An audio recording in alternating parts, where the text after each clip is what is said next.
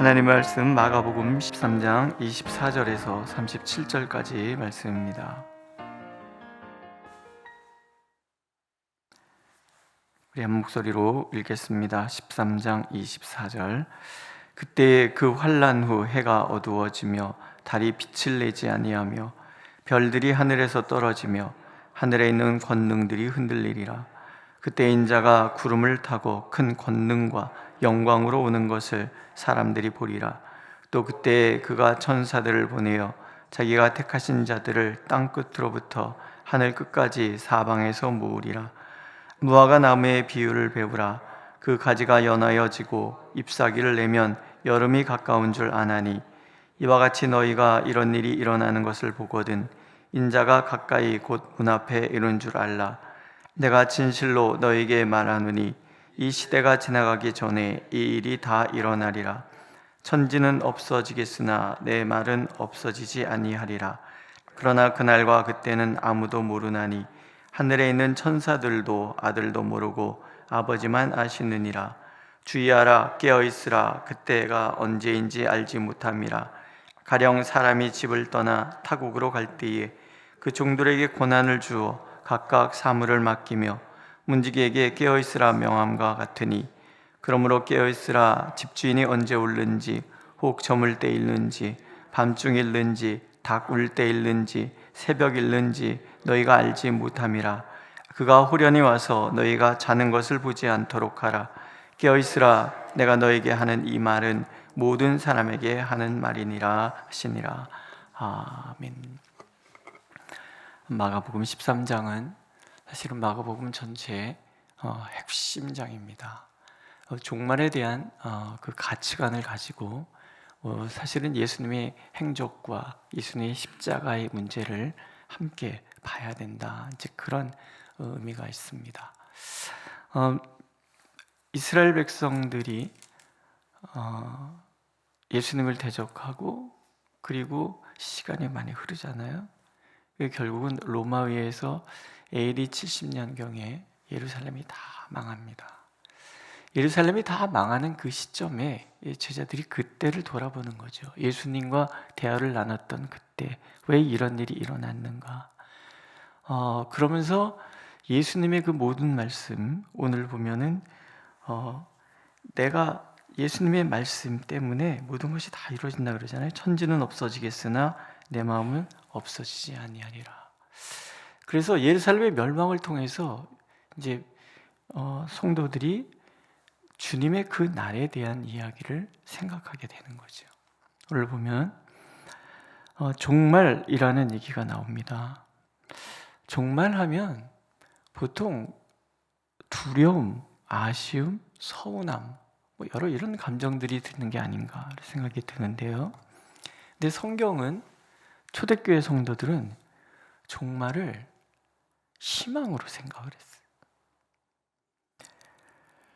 종말에 대해서 얘기를 하면서 희망을 얘기했고, 주님의 종말이 있다는 것에 대해서 감격했고, 또 그 주님이 다시 오실 날, 그날에 대해서 찬양을 했단 말이에요. 왜냐하면 그날은 우리의 모든 구원이 완결되는 순간이에요. 우리에게 영원한 생명과 영원한 화평이 이루어지는 날이기 때문에 그렇다라는 거예요. 그러니까 예수를 믿는 사람들이 가져야 될 종말에 대한 관점은 희망인 거예요. 영원한 생명을 누리게 되는 희망, 예수 그리스도와 영원히 살게 되는 그 희망, 그런 거죠. 우리가 이 영생에 대해서 얘기를 하고 구원에 대해서 얘기를 하면, 죽음에 대한 종말은 두 가지잖아요. 개인의 종말이 있고 이 우주적인 종말이 있는데, 이 죽음에 대한 개인의 종말은 죽음이잖아요. 죽음은 그리스도인에게는 기쁨이고 희망이에요. 왜냐하면 우리는 지금부터 영원까지 이미 지금부터 하나님의 그 영원한 생명 안에 머물러 있는 그런 존재이기 때문에 늘 죽음이라는 것, 종말이라는 것 자체가 굉장히 희망이 된다는 거예요. 이게 우리가 분명해지면 오늘 살아가는 인간의 그 삶이라는 것 자체가 사실 힘겨움의 연속이잖아요. 하나를 넘으면 또 앞에, 그걸 넘으면 또 앞에. 하나님께서는 처음엔 우리가 자그마한 계단 하나 뛰어넘는 그런 삶, 그러나 계단이 점점점 높아져요. 하나를 넘으면 그 다음에 두 번째 계단은 2개짜리, 4개짜리, 8개짜리, 10개짜리, 이런 게 자꾸 우리 앞을 가로막아요. 하나님은 그렇게 하시는 거예요. 왜? 그런 과정을 통해서 내가 다 사라지고 예수 그리스도가 내 안에 충만해지는 성숙함을 이루게 하시기 위해서. 그러지 않으십니까? 아우, 이제 좀 시련의 과정을 다 지나가고 나니까 이제 끝났다 생각하는데 사실은 더 어려운 일이죠. 더 어려운 일, 더 어려운 일. 왜 그러냐면 이런 과정을 통해서 우리가 하나님 나라에 들어갈 백성으로서의 합당한 그런 모습을 하나님이 자꾸 갖춰 가시는 거예요. 욥기가 그 얘기를 우리에게 주지요. 종말적인 어떤 그런 가치관으로 욥기를 읽어가다가 보면 고난이라는 것 자체가 내가 정말 죽을 것 같은 숨 막히는 그런 순간을 지나가지만 그러나 그런 과정을 통해서 하나님을 아는 거예요. 하나님 앞에서 내가 누군지를 아는 거죠.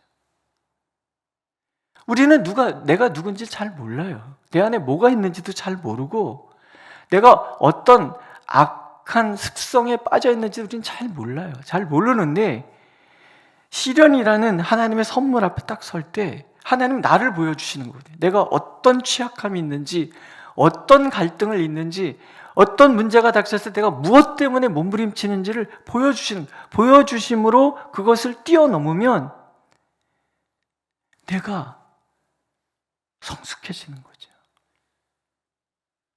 오늘은 이것을 내려놓게 되고 내일은 저것을 내려놓게 되고 그러면서 내 안에 예수 그리스도가 충만해지는 거예요. 그분의 그 성품, 그분의 그 인격, 그분의 가치 이런 것으로 내가 충만해지면서 예수 앞에 섰을 때 그 은혜에 대한 감격과 그 기쁨, 예수님 만남의 그 감격을 우리가 누리게 되는 거예요. 그날에는 모든 것이 다 적나라하게 드러날 거거든요. 아무리 내가 감추고 아무리 내가 이렇게 의인인 채 행동했지만 그러나 결국 내가 다 드러나는 그 순간은 부끄러움일 거라는 거예요. 그런데 오늘 내가 매 순간 예수님과 동행하는 삶을 살면서 내가 누군지를 알고 내가 내려놓아야 될 것이 무엇인지를 깨닫게 되면서 우리는 주님 앞에 서는 그 순간 어쩌면 여전히 부끄러운 존재이지만 그러나 주님 얼굴 뵈는 그 순간이 우리는 너무나 감격스러운 순간일 거예요. 이런 나를 주님 사랑하셨습니까? 이런 나를 붙들어 주셨습니까? 바울이 그런 고백하죠. 나는 죄인 중에 괴수다. 그 얘기는 바울은 정말 극심한 고난의 시간들을 지났다라는 거예요. 매를 맞고 돌에 맞고 동족의 위험, 이방인의 위험, 산에서는 산, 바다에서는 바다, 길에서는 길, 수많은 위험을 지나가면서 사도가 그러잖아요. 난 날마다 죽노라. 내가 죽고 또 죽고 또 죽고 또 죽으면서 그 밑바닥에서 보니까 하나님, 나는 죄인 중에 괴수였습니다. 그런데 뒤집으면 뭐예요? 이런 나를 사랑하셨습니까?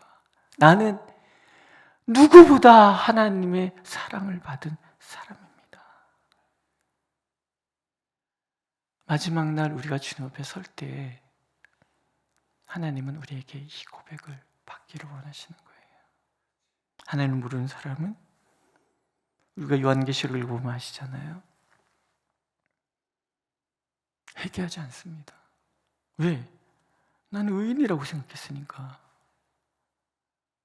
그래서 수많은 그 하나님의 심판이 임한 내 혀는 깨물지언정 회개하지 않아요. 회개는 하나님을 만난 사람만 하는 거예요. 하나님을 만나서 수없이 나의 적나라함을 직면한 사람만 하나님 앞에 회개할 수 있고 회개하는 사람만이 하나님의 은혜를 알고, 회개하는 사람은 하나님 앞에 감격하여 주님 앞에 서는 그날이 기쁜 거지요. 감사한 거지요. 부끄럽지만 나의 부끄러움을 모두 덮어주시는 하나님을 만나는 거예요. 그러므로 예수께서는 우리가 늘 하나님 앞에 서는 날이 있다는 것을 잠시도 잊지 않기를 원하시는 거예요. 천지는 없어지겠으나 내 말은 없어지지 아니라. 단호한 선언이잖아요. 그리고 그날에 어떤 일이 일어날 것인지에 대해서 얘기하세요. 하늘의 권능들이 흔들릴 것이에요. 하늘의 권능들이 흔들릴 그날 예수님께서 큰 권능과 영광으로 임하실 거예요. 천사를 대동하고. 근데 그날 예수께서는 천사들을 정말 구석구석 땅끝까지 샅샅이 살펴서 예수 그리스도를 영접한 하나님의 사람들은 다 불러 부르고요. 요한계시록에 보면은 하나님 인친 사람, 천사들이 먼저 와서 심판하시기 전에 하나님께서 하나님의 당신의 백성들에게 도장을 다 찍어준단 말이에요. 내 사람, 내 사람, 내 사람, 내 사람. 예수 그리스도를 영접한 사람은 예수 그리스도의 보혈의 직인이 다 찍혀 있는 거예요. 쾅쾅쾅쾅. 그리고 그 사람들을 다 끌어모으는 거예요. 그리고 나서 심판이 시작이 되는 거예요. 하나님의 백성들은 그래서 심판이 없어요. 전 어렸을 때요,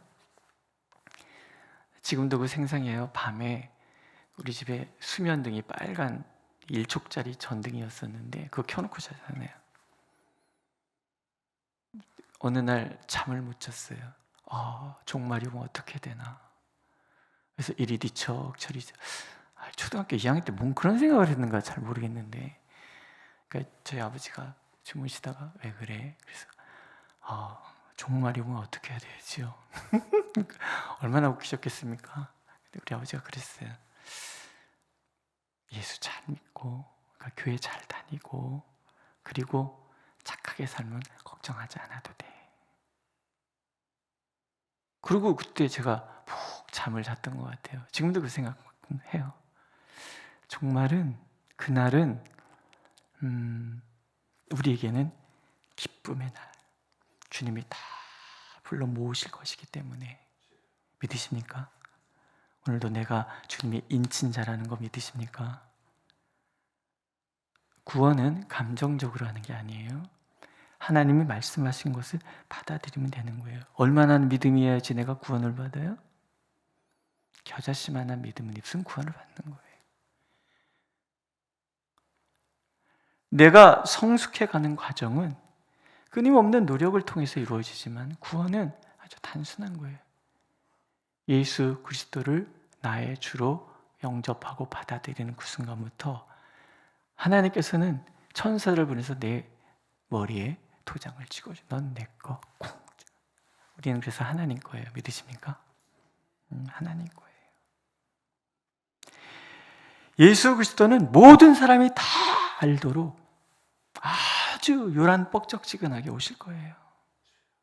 모든 사람이 예수님이 은밀하게 어느 한 구석에 오시는 법은 없어요. 적그리스도들은요, 미혹하는 사람들은 아주 자기들에게만 예수님이 온다라고 얘기를 해요. 옛날에 그 다미 선교회 같은 데 다 그러잖아요. 자기들끼리 모여갖고 이단들은 다 그래요. 자기들만 구원받는 것 같아요. 그렇지 않아요. 종말은 예수님이 다시 오시는 날은 온 세상 모두가 알 수 있을 정도로 그렇게 요란 뻑적지근하게 오실 거예요. 영광과 권능으로.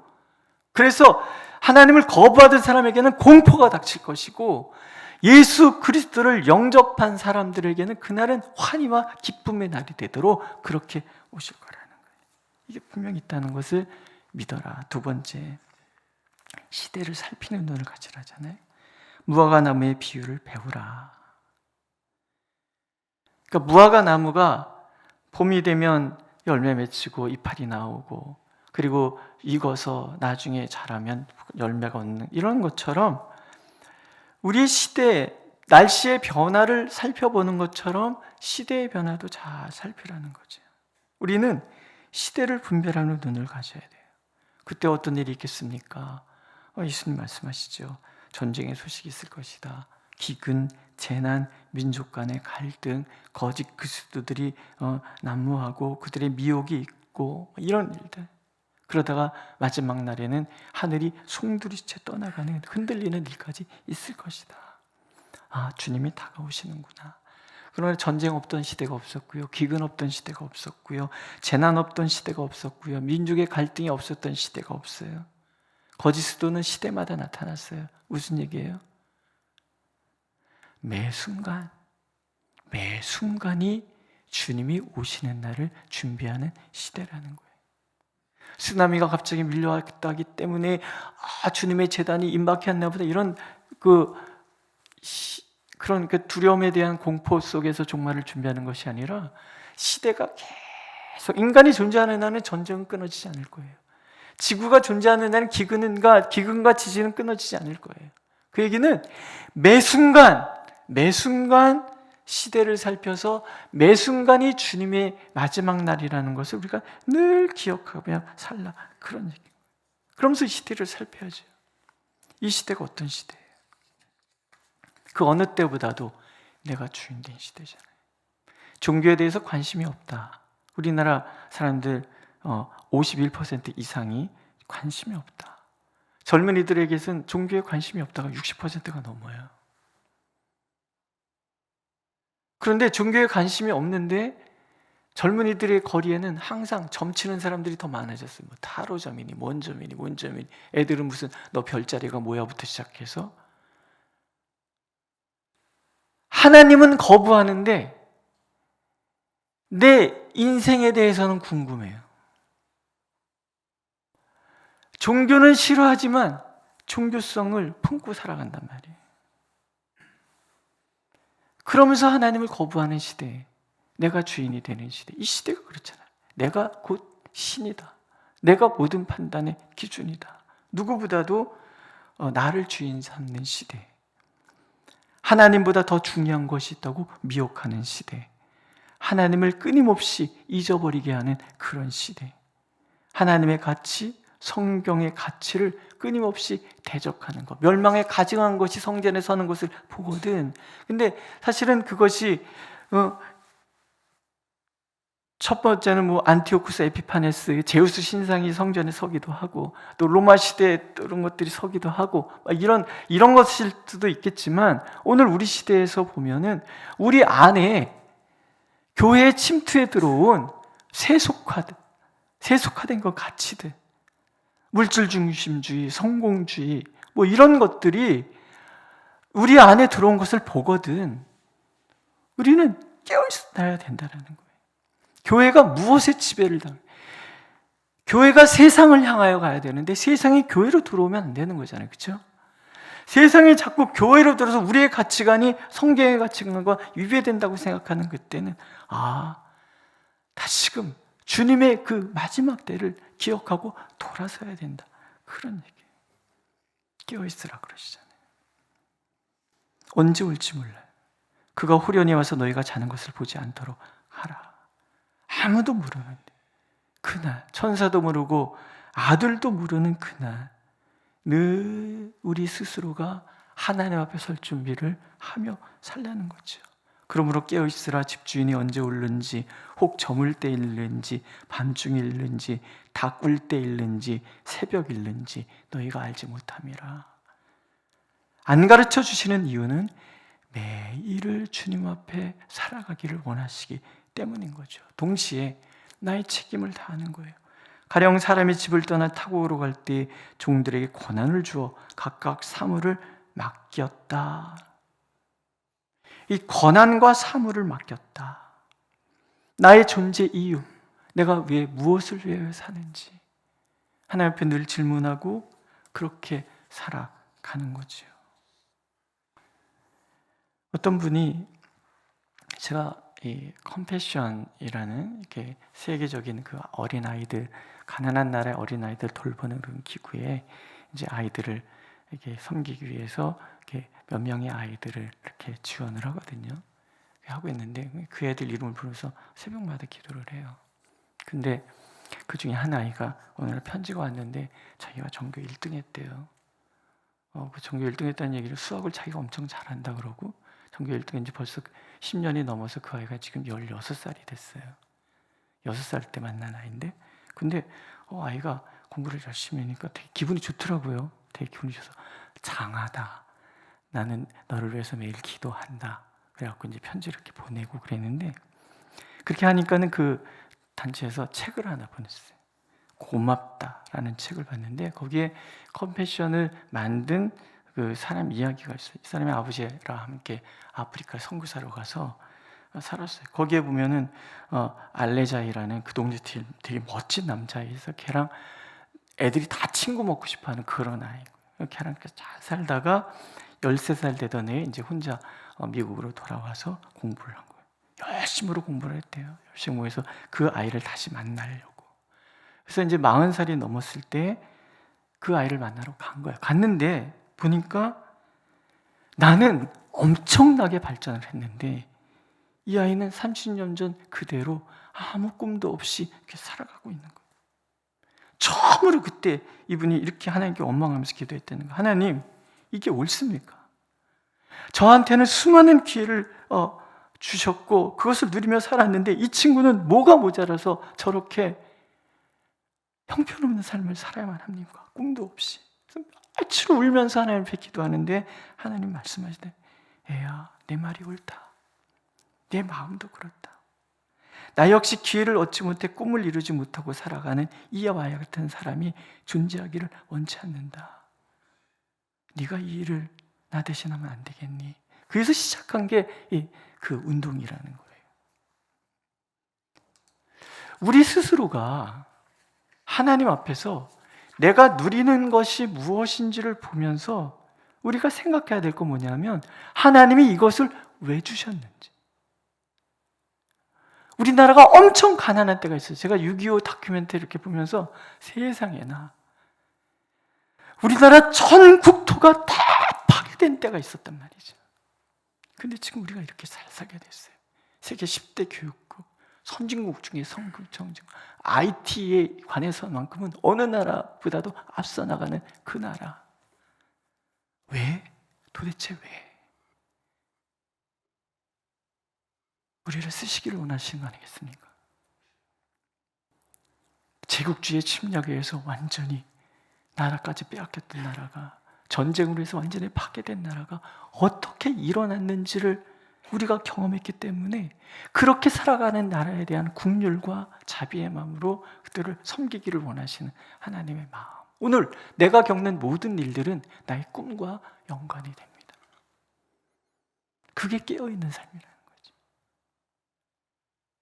여기가 조사원이가 아니라 저를 통해서 무엇을 하시기를 원하십니까? 아주 작은 것이라 할지라도 그 어느 나라를 위해서 내가 오늘 집중적으로 기도하는 것까지 포함해서 하나님은 오늘도 내가 하나님 앞에서 내게 위임해 주신 그 권한의 의미를 알고 그렇게 깨어있는 우리가 되기를 원하십니다. 그것이 주님 오실 날을 준비하는 삶이고, 그렇게 우리가 살아갈 때 주님 오시는 날 우리는 환희와 기쁨의 찬송을 부르며 주님 앞에 서게 될 것입니다.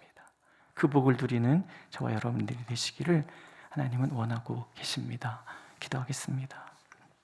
하나님, 제가 지금 무엇을 위해 살아야 되는지, 하나님께서 우리 안에 주신 꿈을 나는 얼마나 이루었는지 늘 깨어있게 하여 주시고, 주님 다시 만날 그날이 반드시 있기에 그날을 사모하며 그날에 대한 희망과 그날에 대한 찬송이 가득한 우리가 되고, 그래서 이 땅에 삶의 이유를 묻는 이들에게 분명히 의미를 전할 수 있는 우리 모두가 되도록 인도하여 주옵소서. 예수님의 이름으로 기도드렸습니다. 아멘. 하늘에 계신 우리 아버지, 아버지의 이름을 거룩하게 하시며 아버지의 나라가 오게 하시며 아버지의 뜻이 하늘에서와 같이 땅에서도 이루어지게 하소서. 오늘 우리에게 일용할 양식을 주시고 우리가 우리에게 잘못한 사람을 용서해 준 것 같이 우리의 죄를 용서하여 주시고 우리를 시험에 빠지지 않게 하시고 악에서 구하소서. 나라와 권능과 영광이 영원히 아버지의 것입니다. 아멘.